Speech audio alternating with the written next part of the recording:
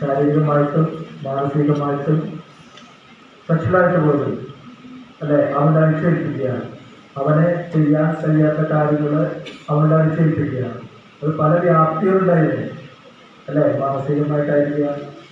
അത് പരാതി കിട്ടി നമുക്ക് പോലീസ് സ്റ്റേഷനിൽ കൊടുക്കാം എന്ന് വിചാരിക്കാൻ പറ്റില്ല. എന്താണ്, ഒരാഴ്ചയ്ക്കുള്ളിൽ നമ്മൾ ആ രാംജി കമ്മിറ്റി അതിലേക്ക് സത്യാവസ്ഥയുണ്ടോ. നിങ്ങളുടെ കോളേജുകളിൽ ഇല്ല എന്നാണ് ഇവിടെ പ്രിൻസിപ്പൽ മേഡം പറഞ്ഞത്. ഉണ്ടാവാതിരിക്കട്ടെ. നമുക്ക് കലാലയത്തിൽ നമുക്ക് എല്ലാവരും ഒന്നു ചേർന്ന് സ്നേഹത്തോടെ സന്തോഷത്തോടെ അല്ലേ ഭാവി ലക്ഷ്യങ്ങൾ നിറവേറ്റുന്നതിന് വേണ്ടിയുള്ള ഒരു സ്ഥാപനമായിട്ട് മാറണം കലാലയങ്ങൾ.